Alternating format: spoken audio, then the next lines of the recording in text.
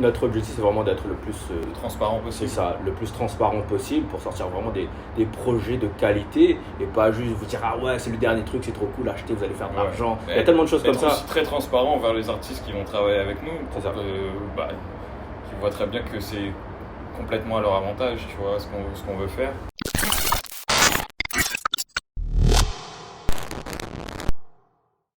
Yo, bienvenue encore pour cette deuxième vidéo. J'espère que vous allez bien et que la première vidéo vous a plu. Donc maintenant dans cette vidéo, le thème c'est qu'est-ce que la NFT?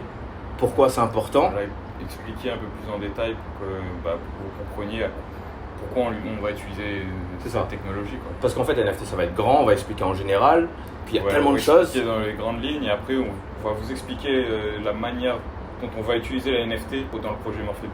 Donc voilà, premier point. Qu'est-ce que la NFT? Qu'est-ce que ça veut dire déjà NFT? Alors NFT, le terme NFT c'est Non-Fungible Token, donc jeton non fongible en français. C'est ça. Et en gros c'est une ligne de code qu'on applique à un fichier numérique, donc ça peut être n'importe quel fichier numérique, donc nous en l'occurrence ce sera sur des œuvres d'art digitales. Et en gros ce code est lié à la blockchain. Et donc maintenant la blockchain, c'est une manière très sécurisée en fait de stocker des données. Donc chaîne de blocs, blockchain, c'est incraquable en fait la blockchain. Une bonne blockchain décentralisée, c'est incraquable. Voilà, et ce qui est intéressant avec la blockchain, c'est que peu importe le nombre de blocs qu'il y aura, on pourra toujours remonter à l'origine de la chaîne. Exactement. Donc à l'origine du créateur du fichier, etc. On a dit un peu qu'est-ce que c'est. Donc maintenant, à quoi ça sert? On a dit que c'était un jeton qui attribue un fichier digital. C'est ça. Et qui est super sécurisé parce que c'est sur la blockchain. Voilà, et en gros, si on compare à l'art dans le sens traditionnel où on l'entend, donc des tableaux, des peintures traditionnelles physiques, c'est l'équivalent d'un certificat d'authentification. Ouais. Donc, qui permet de prouver l'origine du fichier, le créateur du fichier, et c'est quelque chose d'incraquable, donc c'est ultra intéressant pour un créateur de contenu d'utiliser cette technologie afin de sécuriser son contenu, ses œuvres, etc.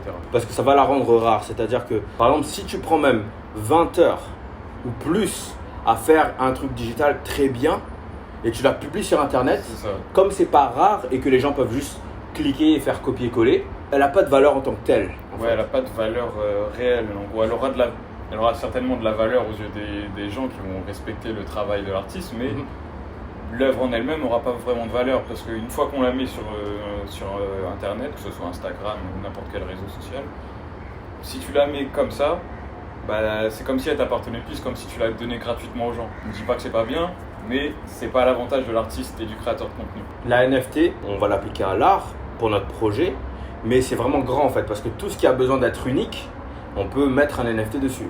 En fait, un NFT peut permettre de tracer n'importe quel objet, n'importe quelle œuvre, ou peu importe, on peut la lier aux objets physiques, on peut le lier à des trucs dans les jeux vidéo, on peut lier dans l'art, on peut faire plein de choses en fait avec la NFT. Exactement, et il y a déjà plein de marques qui s'y intéressent, des grandes marques. Bon, ça on en parlera un peu plus en détail aussi dans une prochaine vidéo, mais en gros c'est ça. Pour résumer, donc NFT, Non-Fungible Token. C'est lié à la blockchain, donc retraçable. C'est sécurisé, encore plus sécurisé que les banques parce que c'est décentralisé complètement. C'est ça.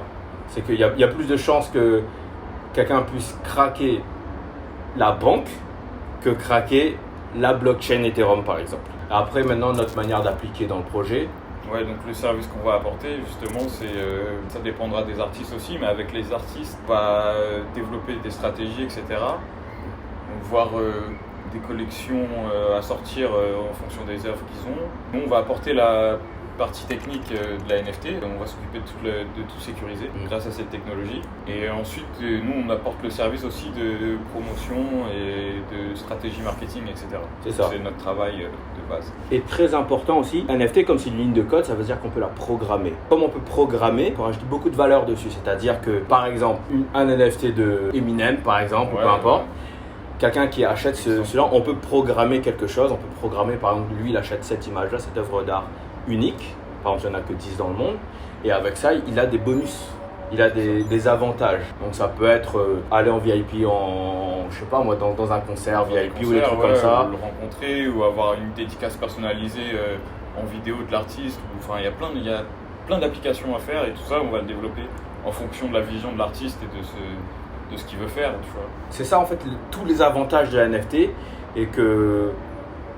Bah, c'est tout, en fait, j'ai rien. Ouais, on a fait à peu près le tour de la NFT. Hein. Oui, c'est ça. Dans un prochain épisode, on va vous montrer un peu des exemples concrets.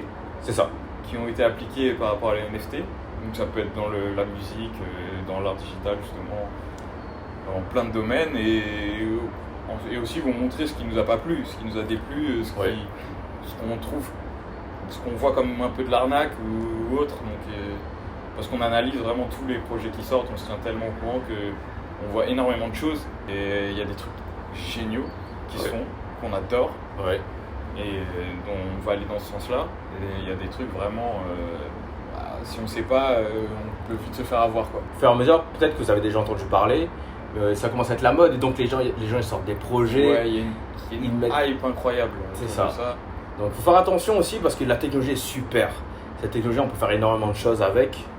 Mais aussi, il y a de la hype aussi où les gens ils peuvent dire ah c'est nouveau, c'est ça, comme c'est de la hype, il y a des gens qui en profitent. Oui, c'est ça. Qui vendent un peu des trucs. Ça vaut rien en fait. Voilà, qui n'ont pas vraiment d'intérêt. C'est ça. Et juste ils disent ah c'est projet NFT, donc ils veulent le vendre comme ça. Et notre objectif c'est vraiment d'être le plus transparent possible. C'est ça, le plus transparent possible pour sortir vraiment des projets de qualité et pas juste vous dire ah ouais c'est le dernier truc, c'est trop cool, achetez, vous allez faire de l'argent. Il y a tellement de choses comme ça. Être aussi très transparent envers les artistes qui vont travailler avec nous, pour qu'ils voient très bien que c'est complètement à leur avantage, tu vois, ce qu'on veut faire. La façon d'appliquer la NFT à leur travail, c'est complètement à leur avantage, quoi. Ils vont être transparents entièrement avec eux. C'est ça. Et avec vous, avec la communauté qui va nous suivre, etc. Ça. En tout cas, merci encore de nous suivre, merci d'avoir écouté et regardé cette vidéo. Et on se retrouve pour une prochaine vidéo. Très vite. On retrouve ça.